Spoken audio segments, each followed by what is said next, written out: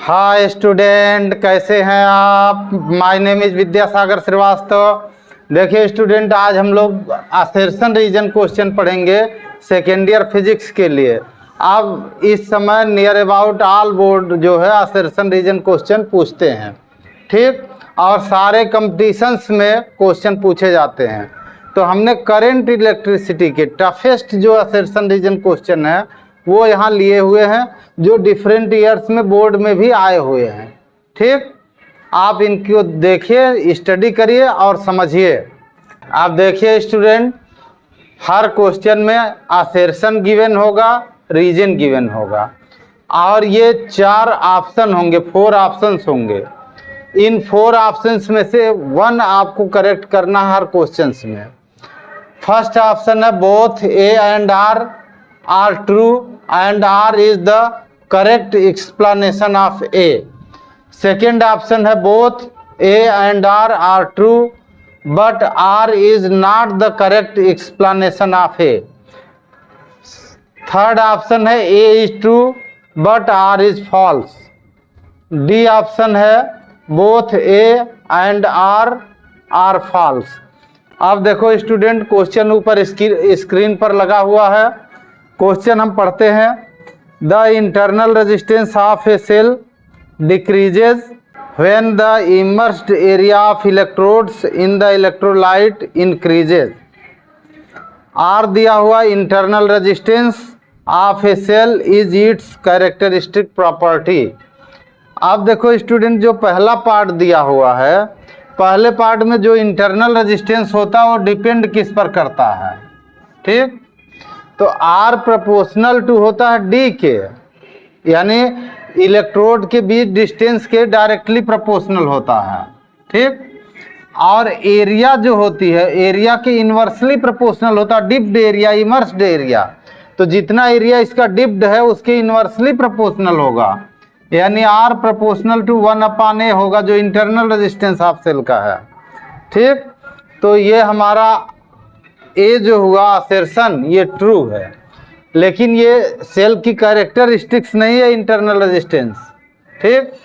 जो dry cell होती है उसका इंटरनल रेजिस्टेंस जब यूज करते करते इन्फिनिटी हो जाता है, तो कैरेक्टरिस्टिक्स अगर होती तो इन्फिनिटी नहीं होता जो है, तो कैरेक्टरिस्टिक्स नहीं है, तो आर जो है रॉन्ग है।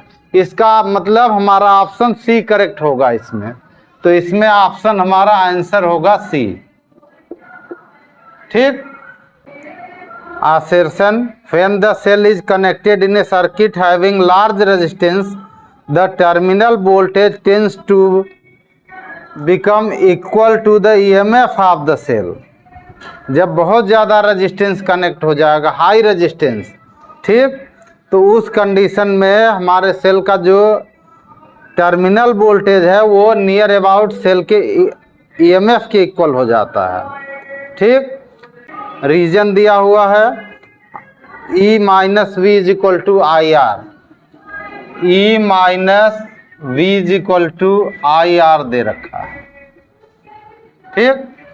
अब यहाँ से देखो student, E is equal to हुआ, V साइड में लाइए, V प्लस आई आर हुआ। V इज इक्वल टू होता है आई आर, ध्यान रखिएगा इसका। V इज इक्वल टू होता है आई आर और plus I are.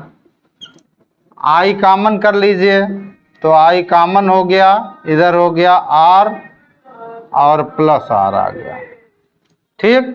Is equal to आई को हम लिख दें V अपॉन आर, ये हो गया आर प्लस आर। यहाँ आ गया V इन ब्रैकेट आर, इन दोनों के नीचे लाइए, आर अपान आर और plus small R upon R, ठीक। ध्यान से देखिएगा student, E is equal to हो गया हमारा V, आर अपान आर का हो गया 1 और plus small R upon capital R हुआ। If small R very less compare to R, then ये क्या हो जाएगा, नगलेजिबल हो जाएगा, आर अपान आर नगलेजिबल होगा, R upon R is negligible, ठीक, जब ये नेग्लिजिबल हो जाएगा तो ई क्या हो जाएगा, E is equal to V हो जाएगा। तो हमारा जो ए पार्ट है, ठीक, वो भी सही है, जो आर दिया वो भी सही है, और दोनों करेक्ट एक्सप्लेनेशन है। तो आंसर हमारा इसमें आएगा, आंसर आएगा इसमें A. Okay student, question number 3 ऊपर स्क्रीन में क्वेश्चन है, असर्शन दिया है Kirchhoff junction rule reveals that at a junction sigma I is equal to 0। R दिया है Kirchhoff junction rule is based upon the conservation of charge. इसमें दोनों correct हैं और करेक्ट एक्सप्लेनेशन है, इसका भी आंसर ए सही होगा। ठीक, question number 4 a large dry cell has higher EMF. R दिया है the EMF of a dry cell is proportional to its size. ठीक, इसमें देखो student, large dry cell has higher EMF दे रहा है और EMF of a dry cell is proportional to its size. तो इसमें साइज पर ईएमएफ डिपेंड नहीं होता है स्टूडेंट, इसका मतलब ये दोनों ही रॉन्ग ऑप्शन होंगे। जो है ये असर्शन भी रॉन्ग है और रीजन भी रॉन्ग है, तो इसका करेक्ट ऑप्शन होगा D. Question number 5 as soon as a source of EMF is connected across a conductor, a current immediately starts flowing through it. Drift speed of electron is so large that electrons travel from one end of the conductor to the other end almost instantaneously. देखो student, जो पहला part है, पहला वो तो सही है कि जैसे ही आप कंडक्टर से ईएमएफ का कोई सोर्स कनेक्ट करेंगे, बैटरी हुई या इलेक्ट्रिसिटी हुई, कुछ भी कनेक्ट करेंगे तो करंट फ्लो होगी। तो पहला सही है, असर्शन इज करेक्ट है। पर ड्रिफ्ट स्पीड जो होती है वो लार्ज नहीं होती है, drift speed few millimetre per second होती है, यानी near about 10 to the power -4 metre per second होती है ड्रिफ्ट वेलोसिटी वीडी। ठीक, तो आर जो है रॉन्ग है इसमें, तो हमारा ऑप्शन होगा सी ऑप्शन करेक्ट है, यानी असर्शन ट्रू है पर रीजन रॉन्ग है। Okay student, question number 6 assertion current is a scalar quantity, ये ट्रू है। रीजन दिया है electric current arise due to continuous flow of charge particles और आयंस। ठीक, तो इसमें नीचे वाला भी सही है स्टूडेंट, जैसे जैसे चार्ज पार्टिकल और आयन से राइज करेंगे करंट भी इंक्रीज होगी, तो ये इसमें बी ऑप्शन आएगा स्टूडेंट, इसका ऑप्शन है बी। ठीक, question number 7 a current flow in a conductor only when there is ion electric field within the conductor. A current flows a conductor only when there is an electric field within the conductor. The drift speed of electron in the presence of electric field decreases.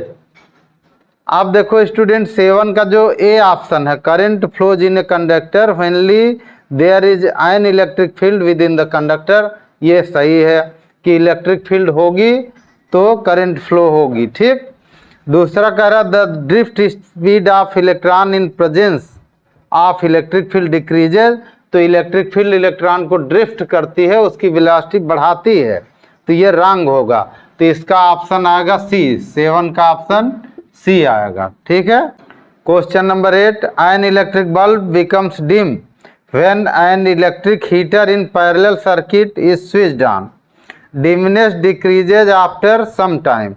देखो student, जैसे कोई bulb जल रहा है और उसके parallel में heater connect कर देंगे तो बल्ब डिम हो जाता है, तो आप जनरल देखते हैं, तो ऊपर वाला हमारा करेक्ट है ऑप्शन। ठीक, अब नीचे कह रहा आर जो है dimness decreases after some time, कुछ देर बाद तो क्या होता है, धीरे धीरे करंट सैचुरेशन में आ जाती है, स्टेडी हो जाती है।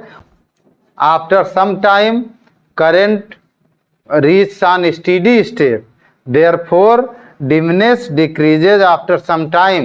तो दोनों सही है स्टूडेंट, ए और बी, पर इसमें एक्सप्लेनेशन नहीं है, तो बी ऑप्शन सही है इसका। Question number 9, a 40 watt 200 bulb glow more, ठीक, brightly than a 100 watt 200 bulb when connected in series. देखो स्टूडेंट, बल्ब के लिए पहले रेजिस्टेंस कैलकुलेट करिए, तो दोनों बल्ब के रेजिस्टेंस होंगे, जो पहले का होगा R1 is equal to V² होगा, ठीक, और दूसरे के लिए होगा R2 is equal to V² होगा, क्योंकि दोनों के लिए V इक्वल दिया हुआ है, तो यहाँ से R प्रोपोर्शनल टू 1/P आया, ठीक, ध्यान से देखिएगा, R प्रोपोर्शनल टू 1/P आ रहा है, तो जिसका पावर कम होगी उसका रेजिस्टेंस मोर होगा, जिसकी पावर कम होगी उसका रेजिस्टेंस ज़्यादा होगा, और सीरीज में जो हीट जनरेट होती है H इज इक्वल टू ये I²RT होती है, ठीक, तो जिसका R ज़्यादा होगा, ठीक, उसके लिए ग्लो ज़्यादा होगा, ठीक। अब R किसका ज़्यादा होगा? जिसका P कम होगा। तो पहले वाला जो बल्ब है 40 वाट का, ठीक, उसका जो है पावर कम है तो रेजिस्टेंस ज़्यादा होगा, उसमें ग्लो ज़्यादा होगा, ठीक ठीक। तो जिसकी पावर कम होगी उसका रेजिस्टेंस ज़्यादा होगा और वो ज़्यादा ग्लो करेगा, लाइट उस ज़्यादा हीट एनर्जी उससे प्रोड्यूस होगी। तो अब यहाँ पे देखो स्टूडेंट, जो हमारा 40 वाट वाला बल्ब है वो ज़्यादा ग्लो होना चाहिए। तो इसके अकॉर्डिंग अगर हम देखें तो ए वाला हमारा करेक्ट दिख रहा है, ठीक, और आर हमारा रॉन्ग दिख रहा है, ठीक, यानी ऑप्शन हमारा दिख रहा है सी, ठीक। इसका ऑप्शन हो जाएगा सी, क्योंकि हमारे अकॉर्डिंग 40 वाट वाला ज़्यादा ग्लो होना चाहिए। Question number 10, as the drift velocity increases the current flowing through the conductor also increases, ठीक, और उसका रीजन दिया है I प्रोपोर्शनल टू VD। तो देखो student, I is equal to होता है NEAVD होता है, और यहाँ से निकलता है I प्रोपोर्शनल टू VD, ठीक। तो करंट इंक्रीज हो रही है तो VD इंक्रीज होगा तो करंट इंक्रीज होगी, तो दोनों सही है, एक्सप्लेनेशन भी है, तो फर्स्ट ऑप्शन करेक्ट है ए, यानी दोनों सही है और एक्सप्लेन भी हो रहा है, ठीक। Question number 11, in series, question number 11, assertion in a simple battery the point of lowest potential is positive terminal of the battery. तो रॉन्ग हो गया जो है, R the current flows towards the point of the higher potential as it flow in such a circuit from negative। तो ये कह रहा negative से सर्किट में फ्लो रही, दोनों ही रॉन्ग है। 11 का डी ऑप्शन है, 11 में डी ऑप्शन होगा, ठीक। दोनों assertion and reason both are wrong. Question number 12, assertion the drift velocity of electron in a metallic wire decreases when temperature of the wire is increased। जब wire का temperature increase होता है तो drift velocity decrease होती है, ठीक। देखो student, जब हम टेम्परेचर इंक्रीज करते हैं किसी भी कंडक्टर का, ठीक, तो टेम्परेचर इंक्रीज करने पर VRMS इंक्रीज होता है, फ्री इलेक्ट्रॉन का VRMS इंक्रीज होता है, और VRMS इज इक्वल टू होता है लैम्डा अपॉन टाउ। लैम्डा होता है फ्री मीन पाथ और टाउ होता है टाइम ऑफ रिलैक्सेशन, ठीक।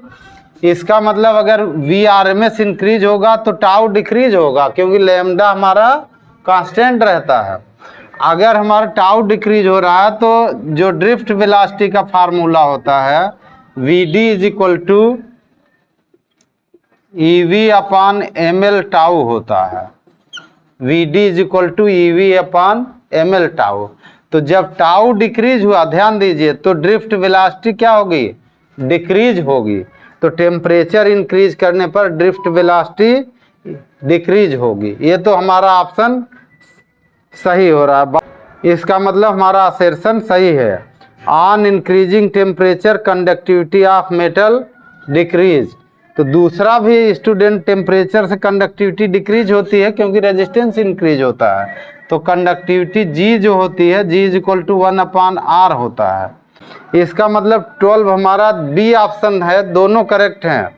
Assertion and reason both are correct. 12 का हमारा बी ऑप्शन करेक्ट है। ठीक। Question number 13, a good conductors of heat are also good conductor of electricity and vice versa. Mainly electron are responsible for conduction in these conductors. Okay student, दोनों सही है और explanation है, A option correct होगा इसका।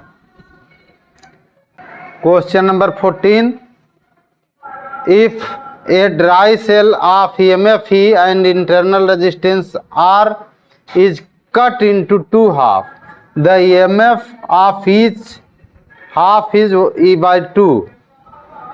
The internal resistance of each half will be R by 2.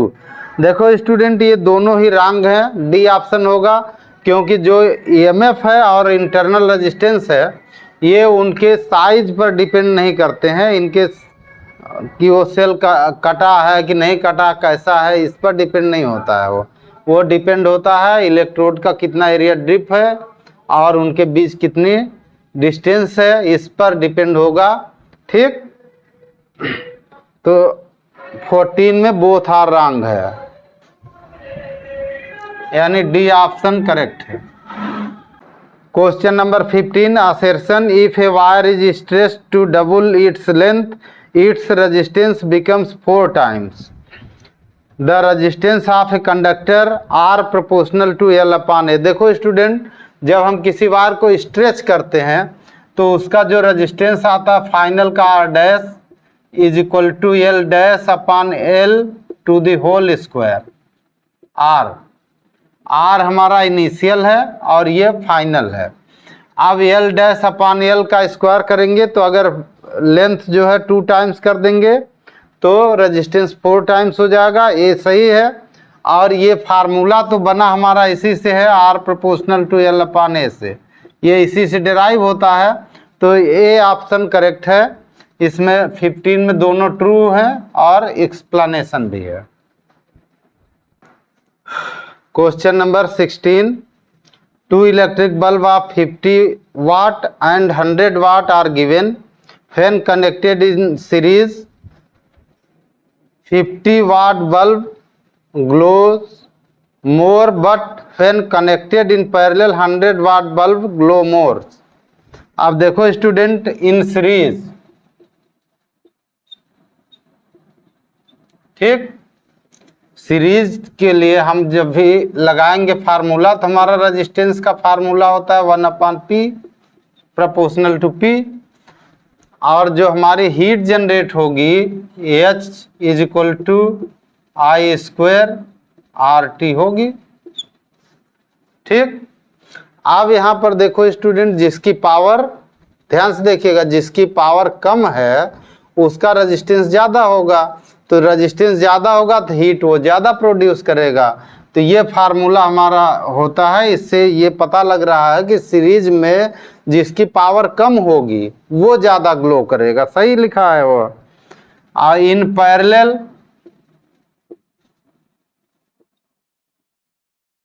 ठीक, parallel में जो हमारा फार्मूला बनता है हीट का, H इज इक्वल टू, ठीक, V स्क्वायर अपॉन RT बनता है। ठीक, क्योंकि V कांस्टेंट होता है इसमें I कांस्टेंट होती है। तो जब V कांस्टेंट हो गया हमारा पैरेलल में तो ये 1/R हुआ। 1/R हुआ तो मतलब क्या हुआ, R नीचे है तो पावर ऊपर होगी, तो जिसकी पावर ज़्यादा होगी वो ज़्यादा ग्लो करेगा। तो असर्शन ट्रू है। ठीक। अब दूसरी कंडीशन में देखते हैं, सीरीज कॉम्बिनेशन में I कांस्टेंट हुआ तो जो पावर का फार्मूला अप्लाई होगा P is equal to I square R होगा, इससे P प्रोपोर्शनल टू R हो जाएगा। ठीक। और पैरेलल कॉम्बिनेशन में क्या होता है कि वोल्टेज कांस्टेंट होता है, तो P is equal to V square upon R होता है।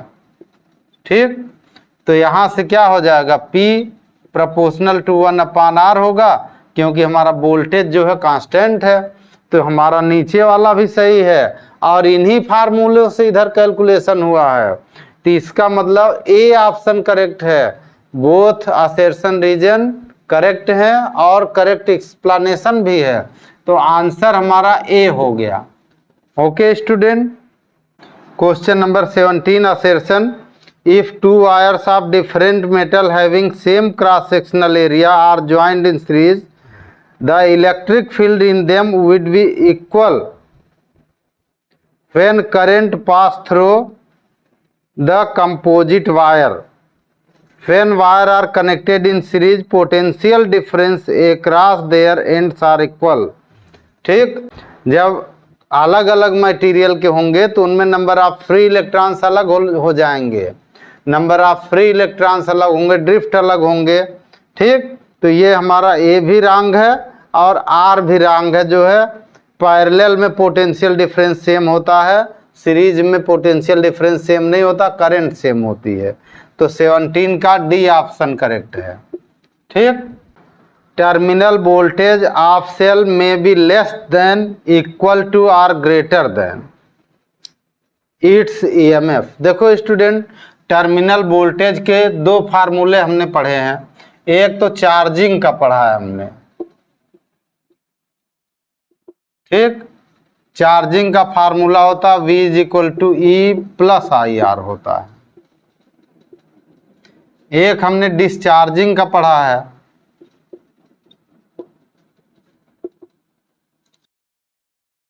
का फार्मूला होता है V is equal to E minus I R होता है। ठीक, अब इन दोनों में देखो स्टूडेंट, इसमें क्या है कि टर्मिनल वोल्टेज जो है V E से ग्रेटर है, V ग्रेटर देन E है। इसमें क्या है, E में से कुछ माइनस हो रहा तब V इक्वल हो रहा, तो इसमें V जो है वो लेस देन है। ठीक, E से। लेकिन अगर I 0 हो जाए तो V is equal to E हो जाएगा। ठीक, if I is equal to 0 then V is equal to E होगा। तो ये इक्वल भी हो सकता है, कम भी हो सकता है, ज़्यादा भी हो सकता है। तो ऑप्शन ए करेक्ट है। A cell always has some internal resistance, एक सेल जो है हमेशा इंटरनल रेजिस्टेंस रखता है, ये भी सही है। तो इसका मतलब बी ऑप्शन करेक्ट है, इसमें आंसर बी है। ठीक, question number 19, A conductivity of a metal conductor decreases with increase in temperature. Metal conductor की जो कंडक्टिविटी है वो डिक्रीज होती है जब टेम्परेचर इंक्रीज होता है। तो फार्मूला हमारा है G is equal to 1 upon R, और R जो है वो टेम्परेचर इंक्रीज होने पर इंक्रीज हो जाता है, इसलिए G डिक्रीज हो जाएगा। तो ऊपर वाला सही है असर्शन। R कह रहा है when temperature is increased number of free electron in metal conductor decreases. ठीक, तो R गलत हो जाएगा, टेम्परेचर इंक्रीज होगा तो हो सकता है आयनाइजेशन हो, तो number of free electron increase हो सकते हैं। तो R रॉन्ग है, तो A करेक्ट है, यानी C ऑप्शन आएगा इसमें। ठीक, assertion is true and reason is false, therefore option will be C। Question number 20, देखो student, a resistance of 60 watt 200 volt bulb is more than of 100 watt and 200 volt. तो जो हमारा resistance का formula होता है student, R proportional to 1 upon P। तो R जो हमारा मोर होगा वो 60 वाट के लिए होगा, कम वाले का ज़्यादा होगा रेजिस्टेंस। तो हमारा असर्शन करेक्ट हुआ। अब when connected in parallel 60 watt bulb glow more. तो जो H का फार्मूला पैरेलल के लिए होता है वो होता है V स्क्वायर अपॉन RT।